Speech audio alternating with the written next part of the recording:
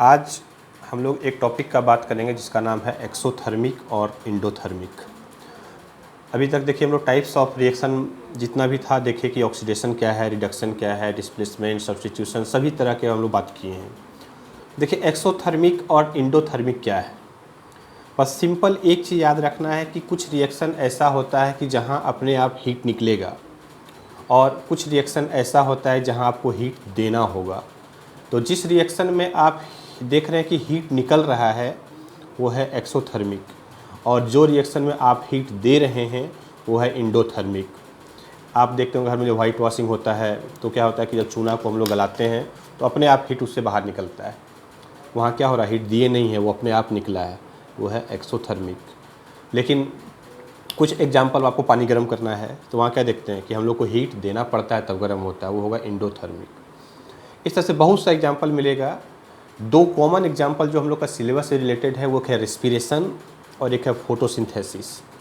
Respiration को हम लोग एक्सोथर्मिक बोलते हैं और फोटोसिंथेसिस को हम लोग इंडोथर्मिक बोलते हैं। हालांकि वाई रेस्पिरेशन को हम लोग क्यों बोलते हैं एक्सोथर्मिक रिएक्शन, इसके बारे में याद रखना है, थोड़ा सा यह समझना है कि देखिए रेस्पिरेशन क्या है कि the process of taking food and then digestion. हम लोग सिर्फ सांस लेते हैं तो उसको बोलते हैं ब्रीथिंग, लेकिन रेस्पिरेशन क्या है, कंप्लीट प्रोसेस है। हम लोग कुछ भी खाना खाते हैं, वो खाना क्या है, कार्बोहाइड्रेट क्या है, कार्बोहाइड्रेट किस में ब्रेक होता है, ग्लूकोज में। और जब ग्लूकोज क्या करता है कि कन्वर्ट होता है ऑक्सीजन के साथ, ग्लूकोज क्या करता है, ऑक्सीजन के साथ कंबाइन करता है और कन्वर्ट करता है कार्बन डाइऑक्साइड, वाटर और एनर्जी। यानी कि हम लोग देखिए ऑक्सीजन को इनहेल कर रहे हैं, ग्लूकोज और ऑक्सीजन मिलके टूट रहा है और सांस जो छोड़ रहे हैं वो क्या है, कार्बन डाइऑक्साइड। वाटर वेपर, ऐसे करके देखिएगा हाथ में क्या होगा, वेपर आएगा। यानी कि जब भी सांस लेते हैं या सांस बाहर निकलता है तो कुछ वाटर वेपर उसमें प्रेजेंट रहता है। ठंडा के दिन में देखिएगा कि जब शीशा उसा रहता है और शीशा के पास जाके ऐसे करके फूकेंगे, देखिएगा पूरा क्या होगा, पानी उसमें वेपर आपको दिखाई पड़ेगा।